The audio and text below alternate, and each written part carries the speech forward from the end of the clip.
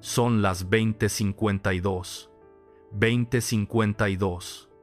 Ese es el momento exacto en el que un hombre deja de estar bajo custodia del Estado mexicano, sin disparos, sin persecución, sin ruido, en una prisión de máxima seguridad en Almoloya de Juárez. Alguien desaparece, literalmente.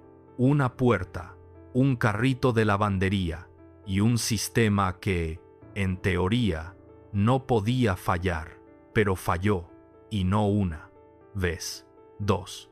Hoy vas a descubrir 3 cosas que cambian completamente esta historia. La primera, cómo fue posible que un hombre vigilado las 24 horas saliera sin ser detenido. La segunda, qué tuvo que fallar dentro del sistema para que esto ocurriera no una, sino 2 veces. Y la tercera, la pieza más incómoda de todas, la que revela que esto no fue solo inteligencia, sino algo más profundo. Y te voy a avisar cuando lleguemos a cada una, porque si te vas antes del final, te vas a perder el detalle que lo explica todo. Porque esta no es solo la historia de una fuga, es la historia de un sistema que fue superado desde dentro. El nombre de ese hombre, Joaquín El Chapo Guzmán. Joaquín Guzmán Loera fue detenido en México en 1993 y recluido en el Penal Federal de Máxima Seguridad conocido como Altiplano, antes conocido como Almoloya. Esto está documentado en registros oficiales, pero aquí es donde empieza lo increíble, porque ese lugar no es cualquier prisión, es uno de los centros de reclusión más vigilados del país. Cámaras, controles, protocolos, y aún así no fue suficiente. En enero de 2001, Guzmán escapó del penal federal en el Estado de México. Esto está documentado en informes oficiales del gobierno mexicano, y aquí viene lo que no encaja, porque no fue una fuga violenta, no fue un motín, no fue un enfrentamiento, fue silenciosa, controlada, como si alguien supiera exactamente qué hacer y cuándo hacerlo. Durante años, la versión más difundida fue esta, que escapó oculto en un carrito de lavandería. Pero aquí hay que ser precisos. Esa versión existe, pero ha sido cuestionada. Algunos testimonios y versiones oficiales iniciales indicaron que Guzmán pudo haber salido oculto en un carrito de ropa sucia. No existe una confirmación única y definitiva aceptada por todas las fuentes sobre el método exacto de esa primera fuga.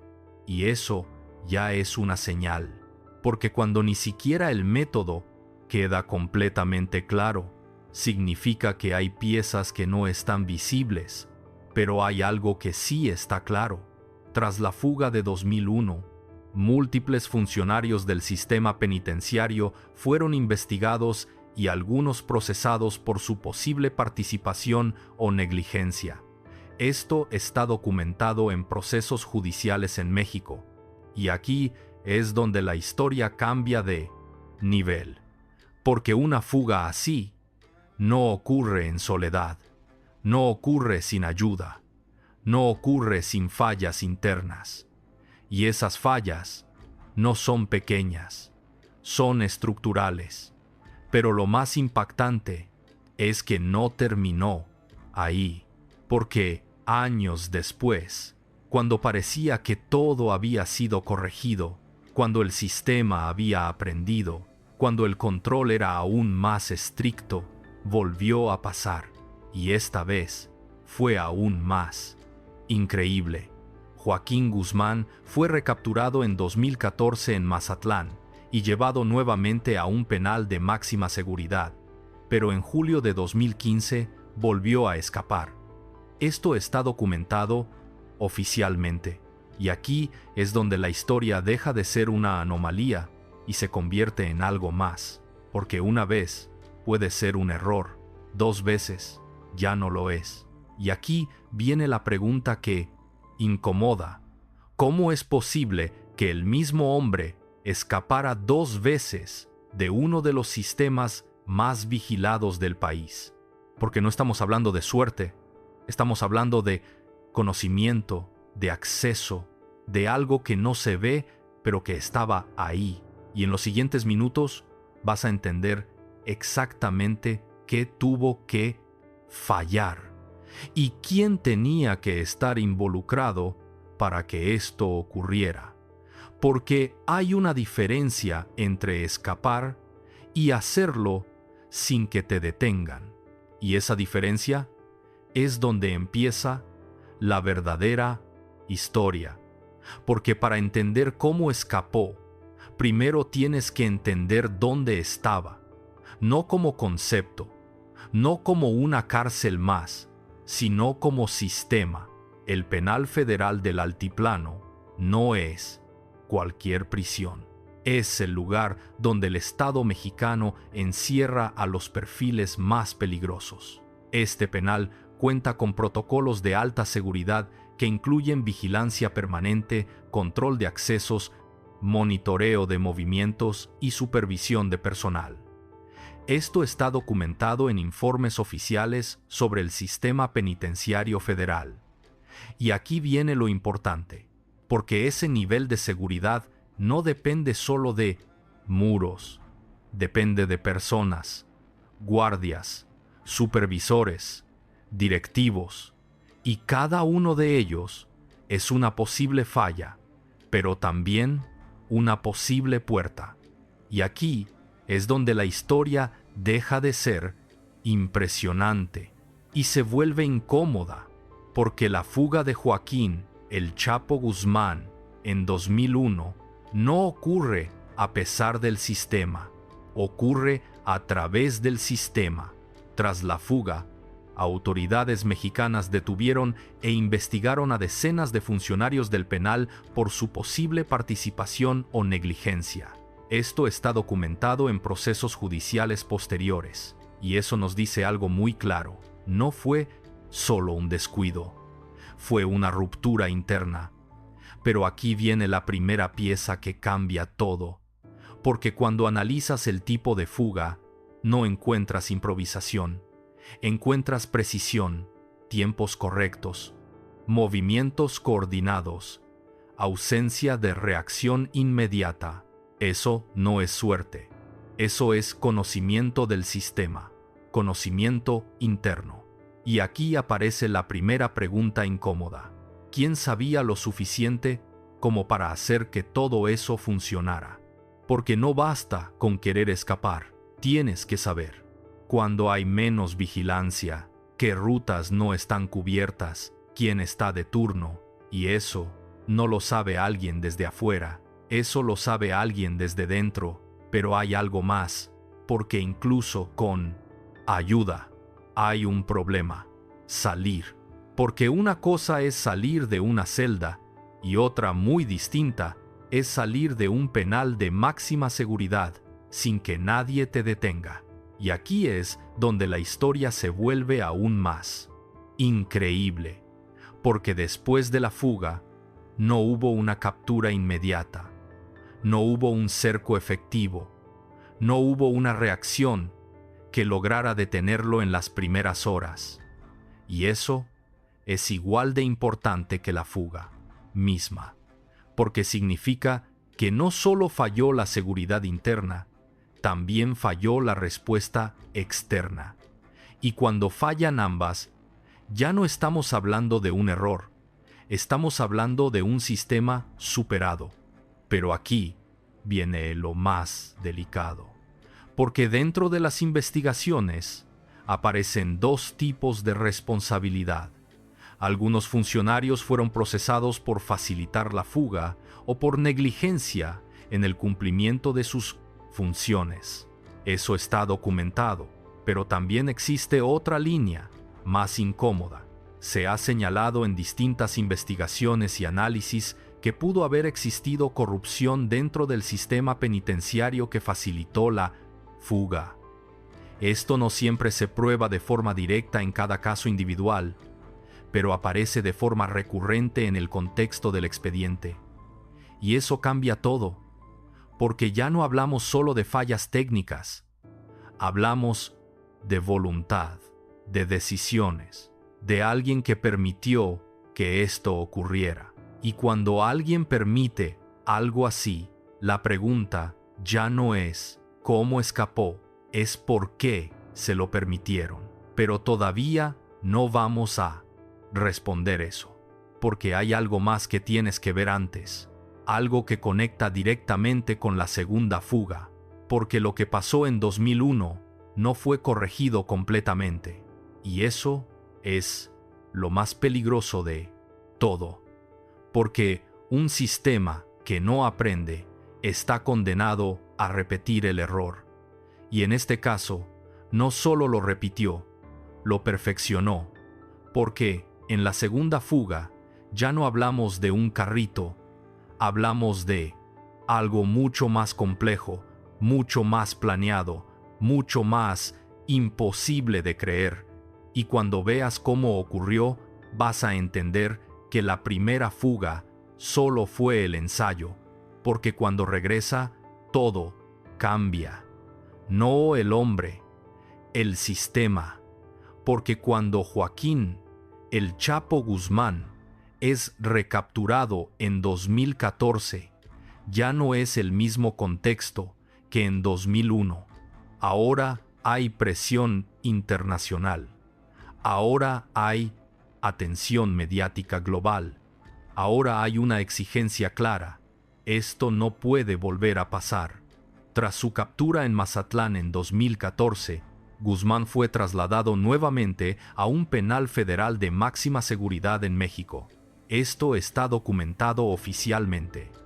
Y aquí es donde entra la segunda oportunidad del sistema. Una oportunidad para corregir todo lo que falló. Más vigilancia, más protocolos, más controles y sobre todo, más supervisión sobre él.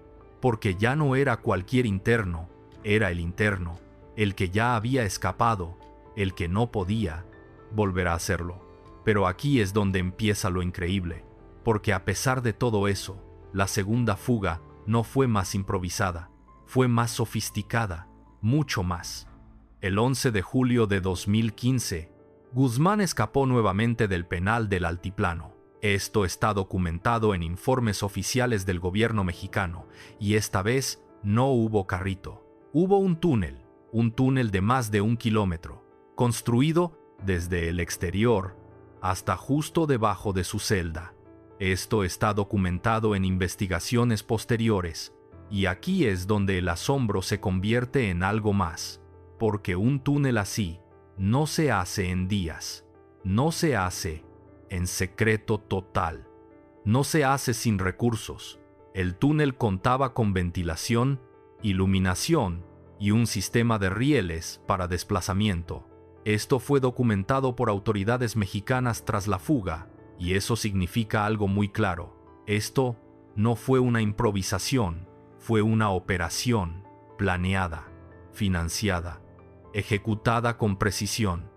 Pero aquí viene la pregunta que lo cambia todo. ¿Cómo llega un túnel exactamente al punto correcto? Porque no basta con cavar.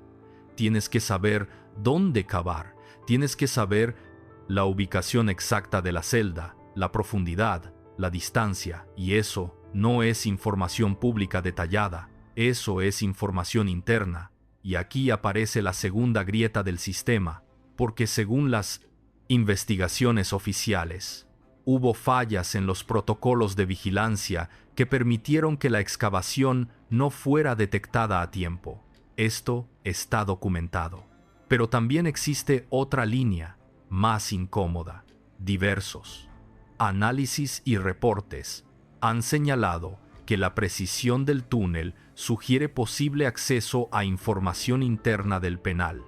No todos estos señalamientos han sido probados en juicio de forma concluyente, pero aparecen de manera consistente en el análisis del caso.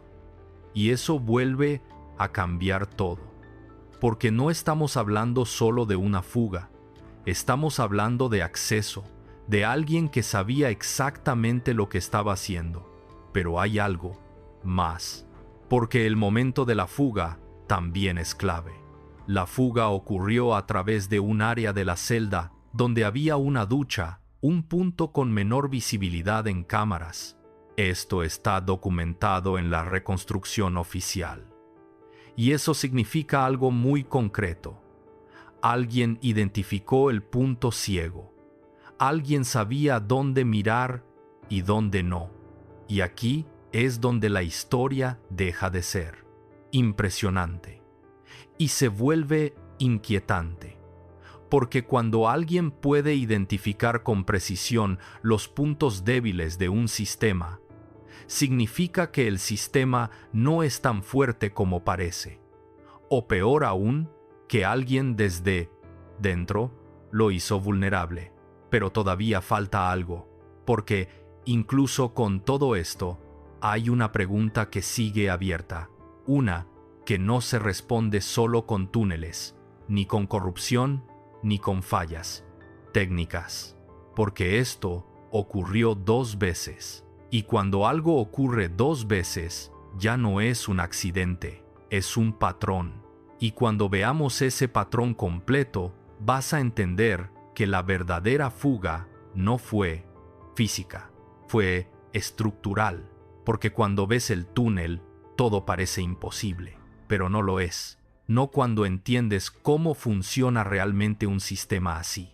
Porque el penal del altiplano no falló solo en un punto, falló en varios, al mismo tiempo, y eso no es casualidad.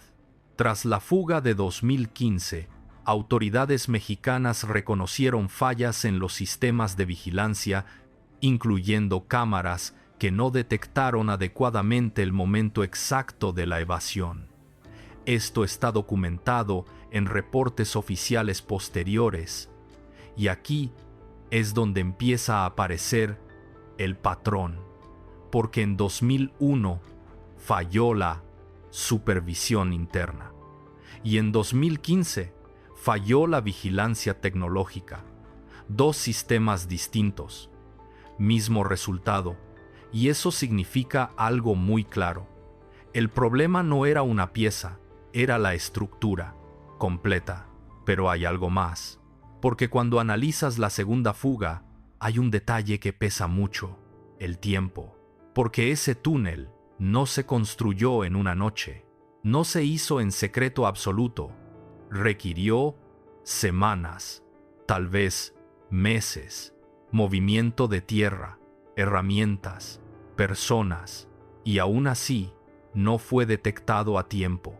Y aquí viene la pregunta incómoda: ¿cómo es posible que una obra así no active alertas?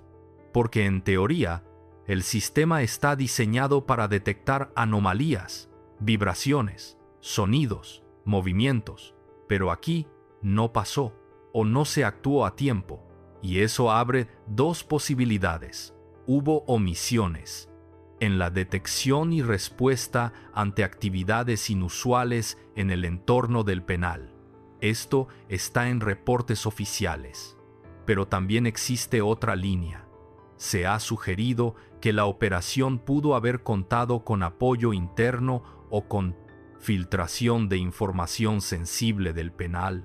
No todos estos señalamientos han sido probados completamente en juicio, pero aparecen de forma recurrente en investigaciones y análisis. Y eso cambia completamente el enfoque. Porque ya no se trata solo de un túnel bien hecho. Se trata de un sistema que no reaccionó, o peor, que no quiso reaccionar a tiempo. Pero hay otro detalle, uno que parece pequeño, pero no lo vi. Es el punto exacto de la celda. Porque el túnel no llegó cerca, llegó exactamente debajo de la regadera. Un punto específico, un punto ciego, y eso no se calcula desde afuera al azar. Eso requiere información precisa, dimensiones, ubicación, distribución interna, y aquí es donde el asombro se mezcla con algo más. porque cuando alguien tiene ese nivel de precisión, ya no. Hablamos solo de inteligencia, hablamos de acceso, pero todavía falta algo, porque incluso con todo esto, hay un momento que lo cambia todo, el instante exacto de la fuga. Las cámaras captaron el momento en que Joaquín El Chapo Guzmán entra a la zona de la regadera y desaparece del ángulo de visión. Esto está documentado en el video oficial difundido tras la fuga, y ahí, en ese instante, nadie interviene, nadie reacciona de inmediato, y ese vacío es lo más importante, porque no es solo cómo salió, es cuánto tiempo pasó sin que nadie actuara, y cuando ese tiempo existe, significa que el sistema no estaba preparado para responder, o no estaba funcionando como debía. Y aquí es donde todo se conecta. Primera fuga, fallas humanas. Segunda fuga, fallas técnicas. Y algo más. Y juntas, revelan algo mucho más grande. Porque no estamos viendo dos errores aislados. Estamos viendo un patrón repetido. Un patrón donde el sistema no logra contener a la misma persona dos veces. Pero hay algo más. Porque después de la segunda fuga, la presión cambia completamente. Ya no es solo un caso nacional, es internacional, y eso obliga a una reacción distinta, una que no se había visto antes. Y cuando entremos ahí, vas a entender que la segunda fuga no solo expuso fallas, también cambió la forma en que el mundo entero veía ese sistema, porque después de la segunda fuga ya no hay margen. Ya no es una historia nacional, se convierte en un escándalo internacional, porque no estamos hablando de cualquier interno, estamos hablando de Joaquín El Chapo Guzmán, el mismo hombre que ya había escapado antes y que ahora lo había vuelto a hacer. Tras la fuga de 2015, el gobierno mexicano inició una operación nacional para recapturarlo con colaboración de agencias internacionales. Esto está documentado en informes oficiales. Y aquí es donde todo cambia de nivel, porque ya no se trata solo de encontrar a una persona, se trata de recuperar credibilidad. Porque cuando un sistema falla así, la duda no es solo cómo pasó, es si puede evitar que vuelva a pasar. Y eso pesa mucho.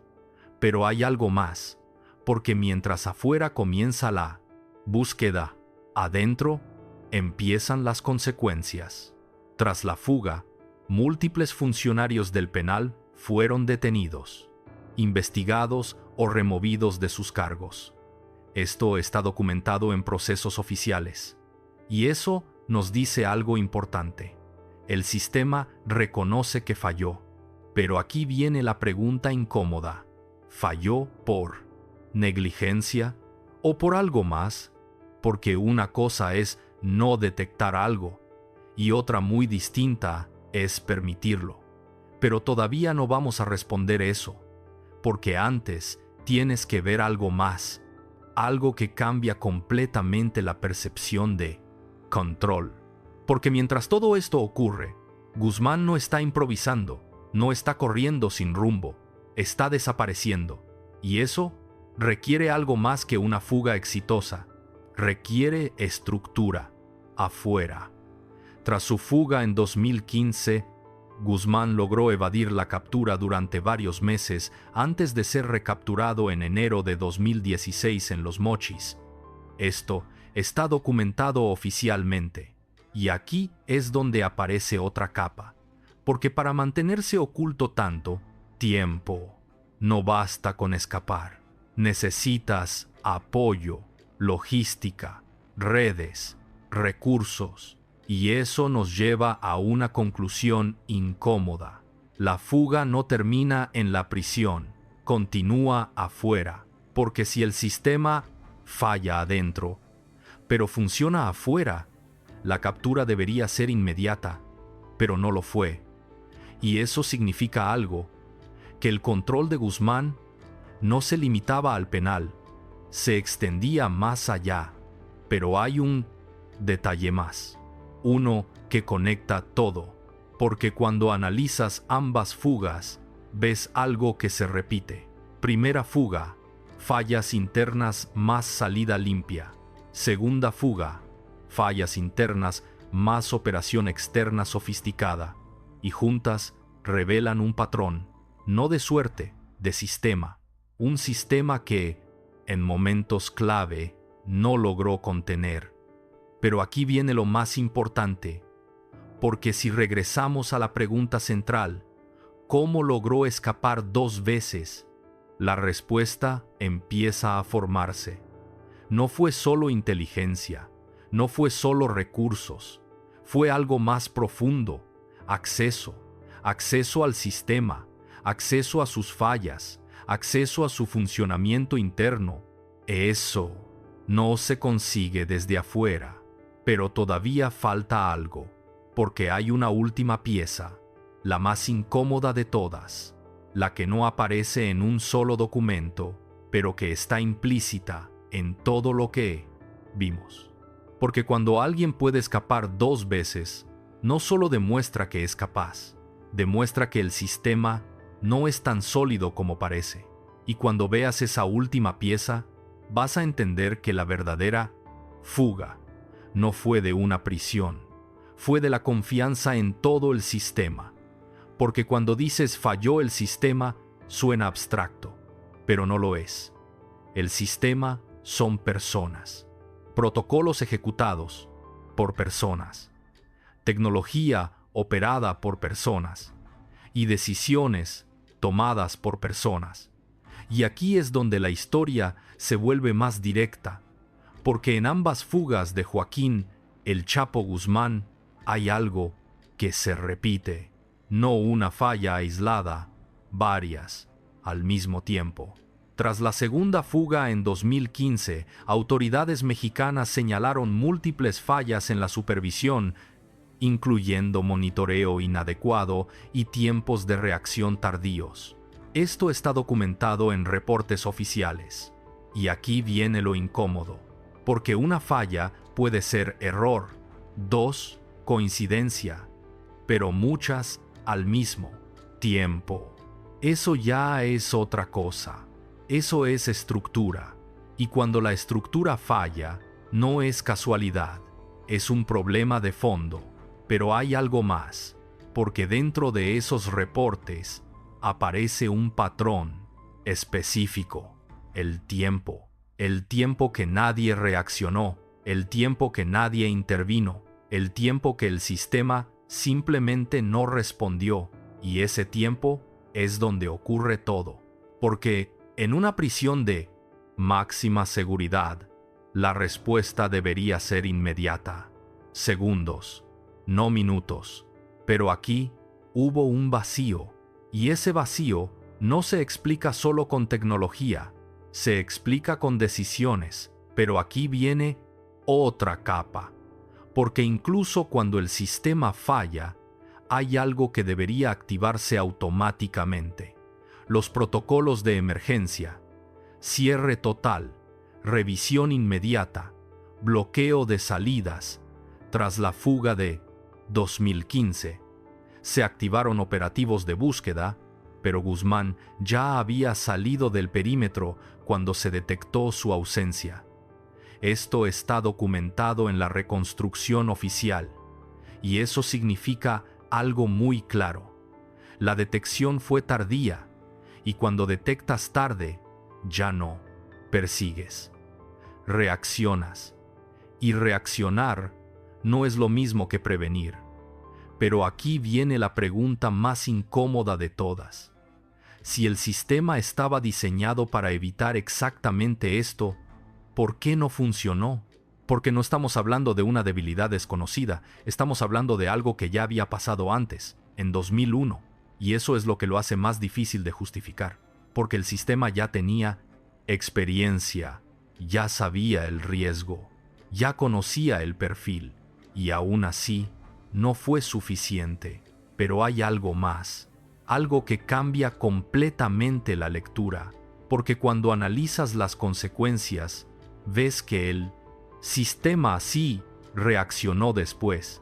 Investigaciones, detenciones, cambios, pero eso es después, y el problema no es lo que haces después, es lo que no hiciste antes, y ahí es donde está la verdadera falla.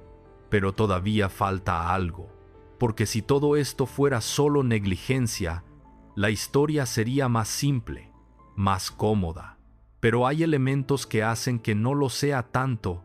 Diversas investigaciones y análisis han planteado la posibilidad de corrupción dentro del sistema penitenciario como factor que facilitó las fugas. No todos estos casos se prueban completamente en cada nivel, pero el patrón aparece de forma constante en el contexto del caso, y eso es lo que cambia todo, porque si hay corrupción, ya no hablamos de un sistema que falla, hablamos de un sistema que puede ser manipulado, y cuando un sistema puede ser manipulado, la seguridad deja de ser real, se vuelve relativa. Pero todavía no hemos llegado al punto más importante, porque todo esto explica cómo fue posible, pero no explica completamente por qué fue posible 2 veces.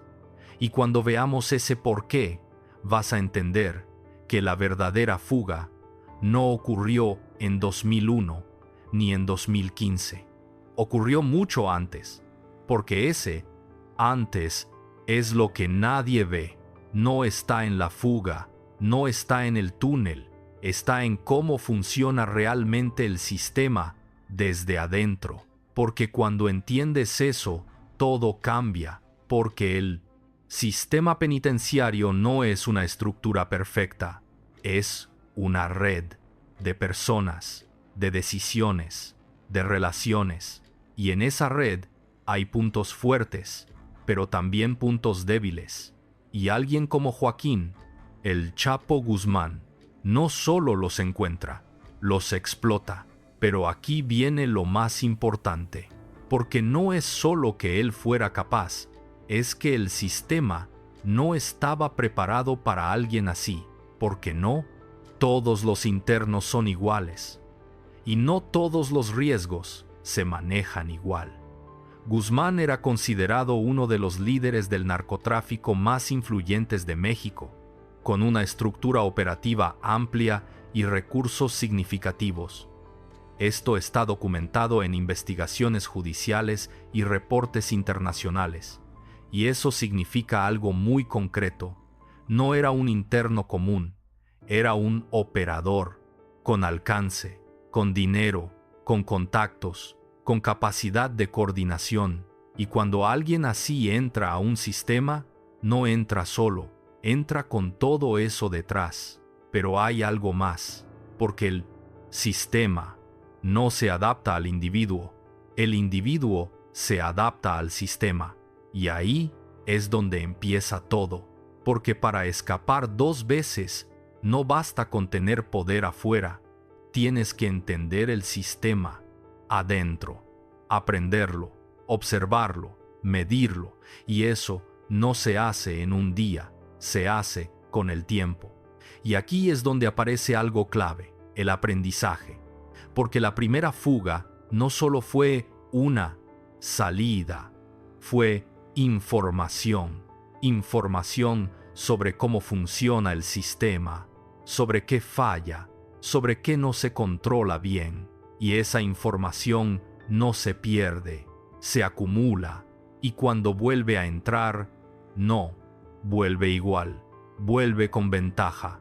Pero hay algo más, porque el sistema también aprende, cambia, se ajusta, pero no siempre lo suficiente, y ahí es donde ocurre el choque entre alguien que aprende rápido y un sistema que no cambia lo suficiente. Y en ese choque es donde se repite la historia. Pero hay un detalle que lo cambia todo, porque cuando analizas ambas fugas, ves que no son iguales, pero tampoco son completamente distintas. Comparten algo, el acceso acceso a información, acceso a fallas, acceso a personas, y eso es lo que conecta todo, porque el acceso no es casual, se construye, se compra o se infiltra, pero siempre viene de algún lugar dentro del sistema, y ahí es donde está la verdadera fuga, no en el túnel, no en el carrito, sino en la estructura, en cómo se filtra la información, en cómo se debilitan los controles, en cómo alguien logra saber lo que no debería saber. Pero todavía falta algo, porque incluso con todo esto, hay una pregunta que sigue sin respuesta clara. ¿Quién lo permitió realmente? No quién ejecutó, no quién cavó. ¿Quién permitió que todo eso fuera posible? Porque cuando veamos esa parte, vas a entender que el problema no era solo el sistema, era lo que había dentro de él. Porque cuando haces esa pregunta, la historia deja de ser técnica, se vuelve humana. ¿Quién lo permitió? No en abstracto, en concreto, porque cada puerta que no se cerró, cada cámara que no se revisó, cada alerta que no se atendió, tuvo a alguien detrás. Y eso cambia todo, porque ya no estás viendo un sistema fallando solo. Estás viendo decisiones pequeñas, aparentemente normales, pero acumuladas.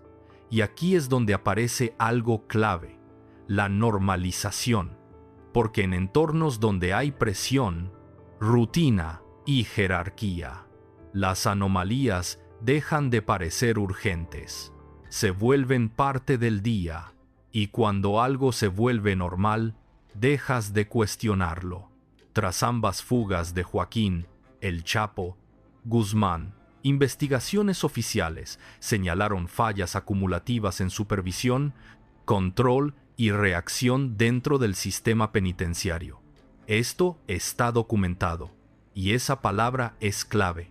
Acumulativas, no una, varias. Y aquí viene lo más incómodo, porque cuando muchas fallas ocurren al mismo tiempo, ya no es solo error, es tolerancia. Tolerancia al riesgo, tolerancia a lo irregular, tolerancia a lo que no debería pasar, pero pasa y nadie lo detiene. Pero hay algo más, porque dentro de esa tolerancia puede haber otra capa más profunda. En el contexto del narcotráfico en México, múltiples investigaciones han documentado históricamente la existencia de corrupción en distintos niveles institucionales, incluyendo sistemas de seguridad. No todos los casos individuales prueban participación directa, pero el fenómeno está ampliamente documentado. Y eso cambia completamente la lectura, porque entonces ya no estás viendo solo un sistema débil, estás viendo un sistema vulnerable, y un sistema vulnerable puede ser penetrado. Pero aquí viene el punto más importante, porque incluso si existió corrupción, no necesitas que todos participen, solo necesitas a algunos, los suficientes, en los lugares correctos, en los momentos correctos, y eso es lo que hace posible algo así. Pero hay un detalle más, uno que casi no se menciona, porque cuando ves todo esto, parece que el control estaba completamente afuera, en el dinero, en la estructura criminal. Pero no es tan simple, porque el sistema también permitió, por acción o por omisión. Y eso es lo que conecta todo, porque el control no estaba solo de un lado, estaba dividido entre alguien que quería salir y un sistema que no logró impedirlo. Y en ese punto es donde ocurre todo. Pero todavía falta algo, porque entender quién lo permitió no responde completamente a la pregunta central: ¿cómo lo hizo dos veces? Porque permitir una vez puede ser una falla, permitir dos es otra cosa. Y cuando veamos esa última pieza, vas a entender que la respuesta no está en una sola fuga, está en la repetición, en lo que nunca se corrigió, en lo que siempre estuvo ahí y nadie terminó de cerrar, porque ahí está la clave. No en la fuga, en la repetición, porque escapar una vez puede ser inteligencia, puede ser oportunidad, puede ser incluso suerte, pero escapar 2 veces del mismo tipo de sistema, eso ya no es coincidencia, eso es patrón, y cuando hay patrón, hay una causa constante, algo que no cambió, algo que siempre estuvo ahí, y eso es lo que explica todo. Porque si analizas ambas fugas de Joaquín El Chapo Guzmán, ves que los métodos son distintos. Carrito, túnel, pero el resultado es el mismo. El sistema no lo contiene. Y eso significa algo muy claro. El problema no era el método, era el sistema. Pero aquí viene lo más importante, porque dentro de ese sistema hay algo que no cambia fácilmente: la estructura interna, cómo fluye la información, cómo se toman decisiones, cómo se ejecutan los protocolos, y eso no se corrige con tecnología, ni con más cámaras, ni con más muros. Se corrige desde adentro, y ahí es donde falló. Pero hay algo más, porque incluso después de la primera fuga, hubo cambios, más seguridad, más control. Eso está documentado, y aún así, no fue suficiente. Y eso nos lleva a una conclusión incómoda. El sistema cambió, pero no en lo esencial, no en lo profundo, no en lo que realmente importaba, y por eso se repitió. Pero aquí viene otra capa, porque cuando algo se repite, también revela algo sobre la persona, porque no cualquiera puede hacer eso, no cualquiera puede entender el sistema, detectar sus fallas, aprovecharlas 2 veces. Eso requiere algo más: tiempo, paciencia y una capacidad muy específica: adaptarse, porque en 2001 aprendió cómo salir, y en 2015 aprendió cómo no fallar, y esa diferencia es clave. Pero hay un detalle más, uno que conecta todo con la pregunta central, porque hasta ahora hemos visto fallas, hemos visto corrupción posible, hemos visto estructura, pero no hemos respondido completamente cómo lo hizo. Y la respuesta no es una sola cosa, es la combinación de todo lo anterior, pero sobre todo de algo que no se ve fácilmente: el acceso continuo, porque no basta con entrar una vez al sistema. Tienes que mantener influencia, tienes que seguir teniendo información, tienes que seguir teniendo alcance, y eso no se logra desde afuera, se logra manteniendo conexiones. Y ahí es donde todo se vuelve más claro, porque no fue una fuga aislada, fue una operación sostenida en el tiempo. Y cuando entiendes eso, ya no ves 2 escapes, ves un mismo proceso en 2 momentos distintos. Pero todavía falta una última pieza, la que lo cierra todo, porque cuando la veas, vas a entender que el verdadero problema no era que él escapara, era que el sistema nunca dejó de ser vulnerable. Porque la respuesta no es espectacular, es incómoda, porque no hubo un truco único, no hubo una sola jugada brillante, hubo algo peor: un sistema que nunca fue completamente sólido, y alguien que supo exactamente dónde presionar. Joaquín El Chapo Guzmán no escapó 2 veces por suerte, escapó porque entendió algo que el sistema no quiso aceptar, que no era infalible. Tras su segunda recaptura en 2016. Guzmán fue finalmente extraditado a Estados Unidos en 2017, donde enfrentó un juicio federal. Esto está documentado oficialmente. Y aquí es donde todo cambia, porque después de 2 fugas, la decisión ya no fue reforzar el sistema, fue sacarlo de él, porque el problema ya no era solo el interno, era el entorno, era el sistema que no logró contenerlo, y eso es la revelación final. No se trata solo de cómo escapó, se trata de por qué pudo hacerlo 2 veces, porque ambas fugas, aunque distintas en forma, revelan lo mismo: fallas estructurales, no en una puerta, no en una cámara, en la base, en cómo se supervisa, en cómo se ejecuta, en cómo se controla.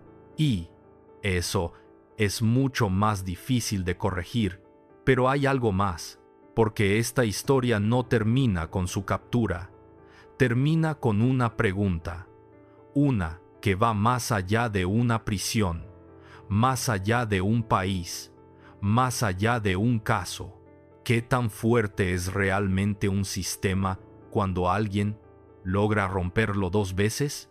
Piénsalo, porque aquí no solo falló la seguridad, falló la idea de control absoluto, y cuando esa idea se rompe, todo lo demás queda en duda. Si llegaste hasta aquí, déjamelo en comentarios. ¿Crees que esto fue solo inteligencia o algo más profundo dentro del sistema? Y suscríbete si quieres más historias donde lo importante no es lo que pasó, sino por qué pudo pasar. Porque la siguiente historia también trata de alguien que encontró la grieta donde nadie más estaba mirando